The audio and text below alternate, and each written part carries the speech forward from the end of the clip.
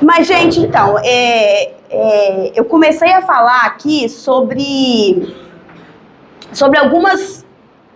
algumas coisas que pode acontecer na vida da gente e que às vezes faz a gente ficar tão chateado, tão desanimado, tão bravo, tão revoltado, que às vezes a gente perde o interesse por algumas coisas e isso realmente pode acontecer. Por outro lado, algumas chateações, algumas coisas ruins que a gente considera muito ruim que acontece com a gente, pode fazer a gente se afastar de coisas que a gente considera importante. Ou a gente pode avaliar que a gente nunca teve aquilo que a gente precisava.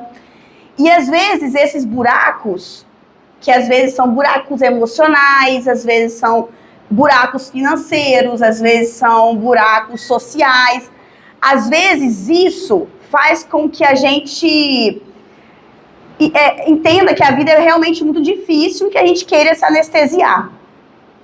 Ou também porque, de repente, existe ali uma dificuldade e aí você sente que a pessoa pode sentir que quando ela faz determinado uso de uma coisa, ela fica mais tranquila, mais de boa e ela consegue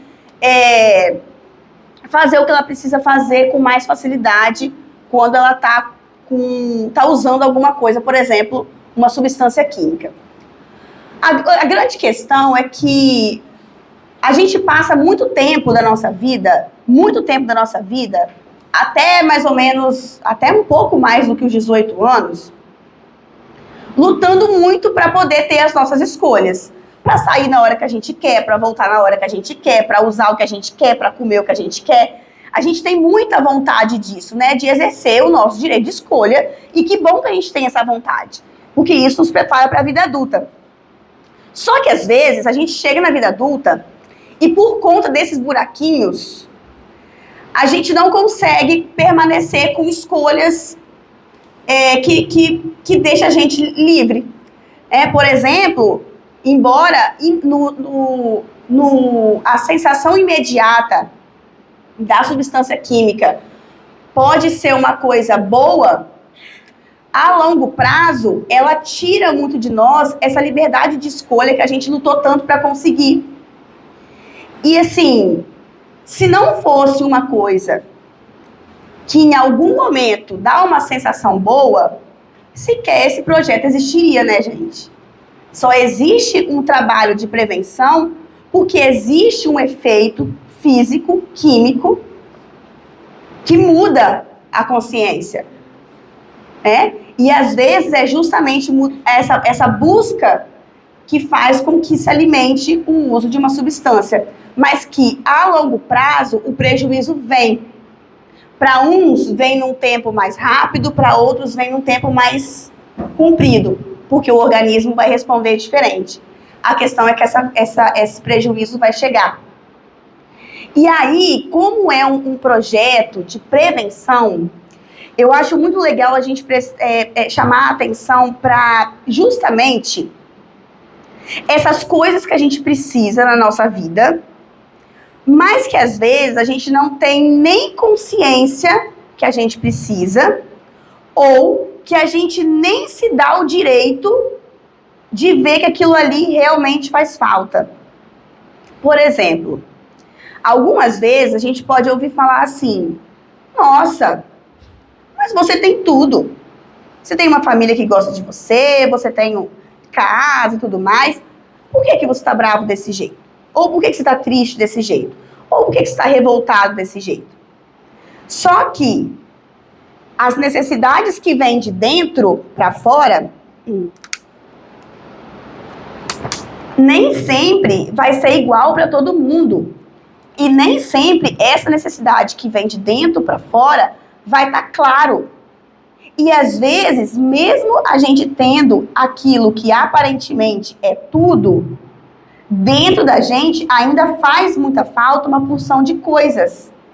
E é justamente a gente saber que temos o direito de sentir necessidade disso e até mesmo tentar atender essa necessidade. Por exemplo, vocês têm todos menos de 18 anos aqui, né? É direito de vocês, por exemplo, ter um adulto, uma adulta, alguém da confiança de vocês, para vocês pedir socorro quando vocês estiverem com algum perrengue. É um direito de vocês. É um direito de vocês, por exemplo, se vocês estiverem em algum tipo de risco, que vocês sejam protegidos. E é direito de vocês também ter ali as necessidades de dentro de vocês, vamos dizer assim, do coração de vocês, sem que ninguém julgue isso como certo ou errado. Porque, gente, ninguém, se estiver com as necessidades atendidas, ninguém vai atrás de substância. É justamente para alterar a consciência que existe a droga. Não é? Porque senão, ninguém usava. E eu ia usar outra coisa, ia beber água, né? Até mesmo as drogas lícitas, elas alteram a consciência. Seja uma necessidade de relaxar. Seja uma necessidade de esquecer um problemão que está acontecendo dentro de casa. Só que a gente tem direito de pedir socorro, a gente tem direito de pedir ajuda, mesmo quando esse problema que a gente está passando, na vista das outras pessoas, seja um problema pequeno, ou seja uma coisa sem tanta importância. Porque tem isso também, né? Às vezes a gente mesmo julga que o nosso problema é pequeno, porque a gente olha para o lado e tem alguém que, sei lá, tem um problema que socialmente é visto como um problema muito pior. E aí a gente pode pensar assim, nossa, tá vendo? E eu aqui sofrendo por causa disso. Mas esse é o seu sofrimento também é importante. E é o seu sofrimento que pode fazer você se envolver com coisas que te coloquem em risco, com coisas perigosas. Não é o sofrimento da outra pessoa.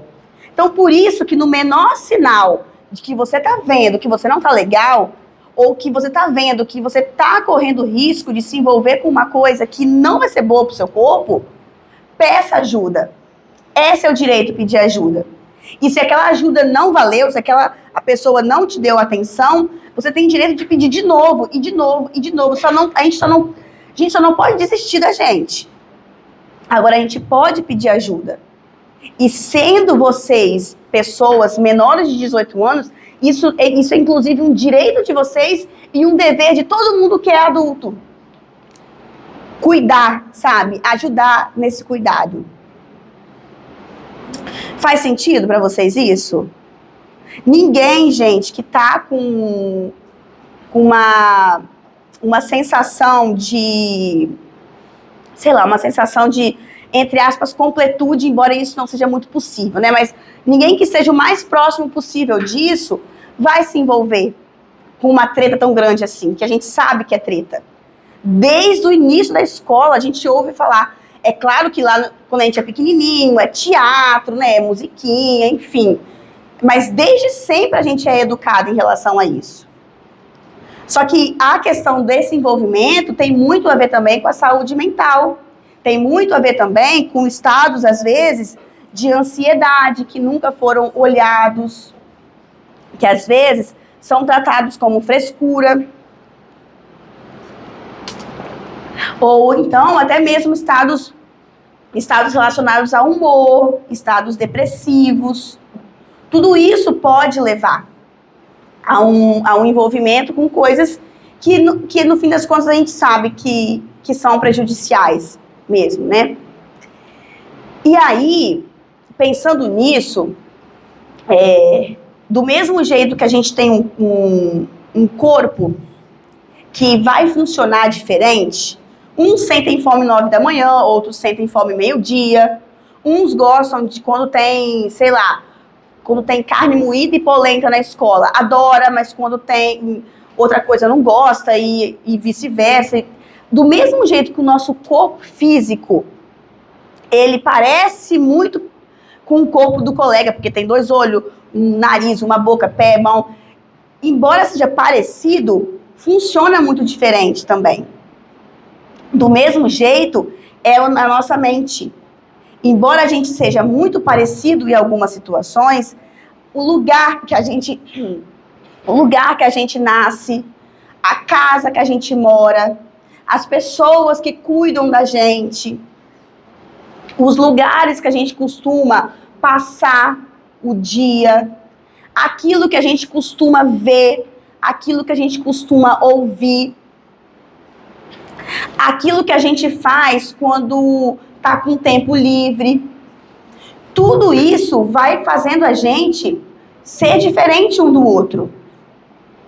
E essa diferença que nós temos um do outro vai fazer eu sofrer por um motivo, você sofrer por outro motivo. E não existe um sofrimento que é maior ou menor que o outro. Todo sofrimento precisa ser levado em consideração. Porque quando a gente não leva, quanto menos a gente leva o nosso sofrimento em consideração, maior é o risco da gente se envolver com treta. Porque a gente vai querer se livrar daquele sofrimento. Ninguém gosta de sofrer. Embora faça parte da vida, ninguém está afim de sofrer. E aí o problema maior é o que a gente deixa de fazer enquanto, por exemplo, está se envolvendo com treta. Porque aí talvez a gente poderia estar, de fato, fazendo coisas que talvez não resolveria os problemas, mas tornaria eles mais suportáveis ou mais confortáveis também. Então, o grande problema, às vezes, a gente se anestesiar com algumas coisas, também é isso. É o quanto de vida que isso nos tira. Né? É o quanto de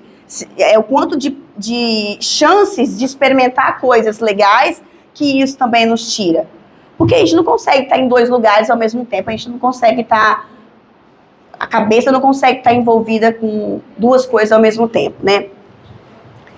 E aí, gente, uma outra coisa que é bem legal da gente pensar, falando de prevenção, é também o quanto que a gente cuida da forma como a gente conversa com a gente mesmo.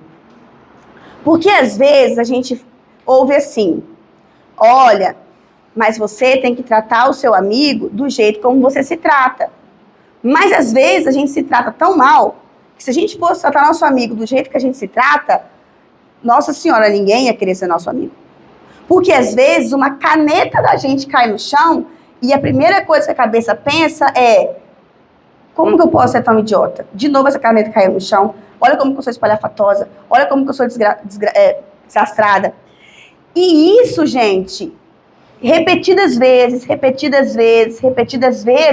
eu dei um exemplo besta aqui da caneta, mas pode ser qualquer coisa. Isso não ajuda a gente a se cuidar. Porque você imagina, se alguém te ofende, alguém às vezes que você nem conhece te ofende, às vezes alguém lá da outra turma, que você nem tem tanta intimidade, você descobre que aquela pessoa não gosta de você, ou você descobre que aquela pessoa fala mal de você, você detesta quando isso acontece. Agora imagina ter uma vozinha aqui dentro o tempo inteiro criticando. O tempo inteiro falando que tá ruim, que tá péssimo, que é péssima, que não sabe de nada, que tá inadequada, que fez tudo errado, que tem que ser diferente. Gente, a gente não aguenta. A autocrítica, essa vozinha que fica o tempo inteiro aqui corrigindo a gente, ela é muito cansativa, ela é muito danada. E aí, do mesmo jeito que a gente precisa ter cuidado com a forma como a gente fala com alguém que a gente gosta, a gente também precisa ter cuidado com a forma como a gente fala com a gente mesmo. Porque pensa bem, se alguém que vocês gostam muito falar assim, ó, eu não sei pilotar moto.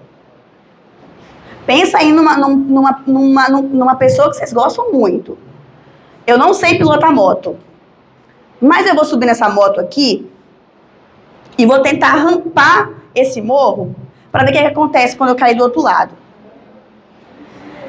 Acho que a gente vai ficar um pouco preocupado, né? Vai ficar um pouco com medo, a gente vai querer proteger a pessoa. Só que às vezes, a gente não sabe o que vai acontecer, né? Mas a chance de dar ruim é muito grande. Com a questão da substância química, é a mesma coisa. A gente não sabe o que vai acontecer, mas a chance de dar ruim é muito grande. Seja a curto prazo, seja a longo prazo, a chance de dar ruim é muito grande.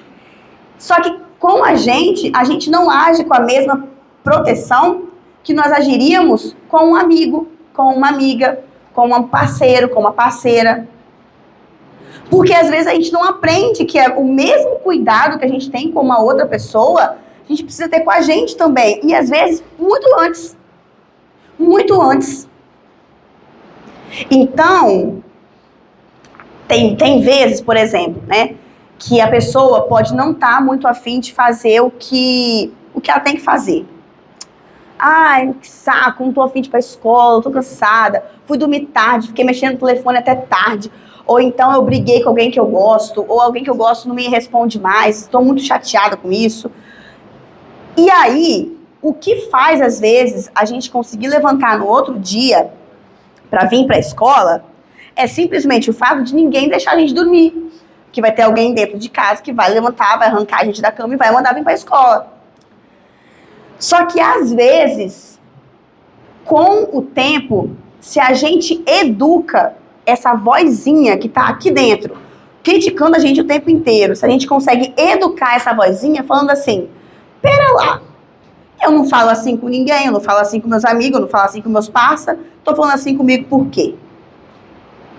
A gente mesmo consegue cuidar para que, por exemplo, num dia que a gente estiver muito desgramado de cansado, eu falar assim, não, cara, mas eu preciso ir, porque senão eu vou levar falta e isso depois me gera treta. Ou então, não, talvez eu vou perder aqui uma atividade que é importante e depois isso aqui, ó, no fim do bimestre, do trimestre, sei lá, vai fazer diferença para mim. Só que pra gente escolher coisas que são às vezes chatas, mas que são importantes, a gente precisa gostar da gente um pouquinho, né? Só que ninguém fala como que faz isso. A gente ouve às vezes que tem que gostar da gente, mas tá, como que faz para gostar da gente? Às vezes, um bom primeiro passo seja reparando como que você conversa com você mesmo aí dentro da sua cabeça. Como que você, quando você vai escolher um negócio que é para você e para outra pessoa, qual que é o seu critério de escolha? Quando você vai escolher para alguém que você gosta, você capricha mais? Ou não? Ah, quando você vai tentar um negócio, você vai fazer lá um negócio, você está tentando há um tempão aquilo ali e você não consegue. Como que aí você vê o seu resultado não foi bom, foi ruim. Como que você fala com você quando você tem esse resultado? Esse resultado que você tentou muito tempo, que fosse bom, mas que não foi ruim. Às vezes a gente se critica muito, usa nomes muito feios para falar com a gente mesmo. E isso vai criando dentro da gente um mal-estar, que a gente não sabe aonde que acaba. E aí é um negócio meio matemático, né? Quanto mais mal-estar a gente sente, seja lá pelo motivo que for, porque mal-estar é mal-estar e a gente não pode julgar o mal-estar do outro e nem o nosso. Quanto maior esse mal-estar, maior também a chance da gente se envolver com treta. Então, olha como que está tudo relacionado, né? E por outro lado, por isso também que é tão importante a gente ter vínculos legais. Ter alguém que, além daquele adulto de confiança que eu estava falando agora mesmo, ter alguém que vocês realmente gostam de estar junto, realmente gosta de jogar bola, de brincar, de sei lá o que, de sair, enfim, não sei o que vocês gostam de fazer. Mas como que é importante a gente dar atenção para isso? Não é bobeira vocês fazer o que vocês gostam de fazer. Não é bobeira vocês gostar e criar espaço para vocês, por exemplo, no final de semana ou durante a semana, não sei como que é a rotina de vocês, se encontrar com os amigos de vocês. Ou se encontrar com aquele parente que vocês gostam, com aquela pessoa da comunidade de vocês que vocês gostam. Tudo isso é cuidado também. E isso não é uma coisa, um detalhezinho óbvio que a gente sabe que faz bem. Não, isso é sério, isso é uma das coisas que faz, inclusive, a gente a incentivar a gente a cuidar mais. Porque quanto mais sensações boas nós temos, maior a chance das próximas escolhas também trazer sensações boas. Porque a nossa cabeça, ela gosta de economizar a bateria. Então, se ela estiver indo num ritmo, ela vai querer continuar naquele ritmo. Por isso também que às vezes é tão difícil a gente se livrar de problema uma vez que a gente cai nele. Porque é como se houvesse ali uma criação de hábito que depois para reverter é muito difícil. Então essa coisa do cuidado com a gente mesmo, nos mínimos detalhes, é muito importante, inclusive por isso. Porque evita que a gente entre em treta, tá?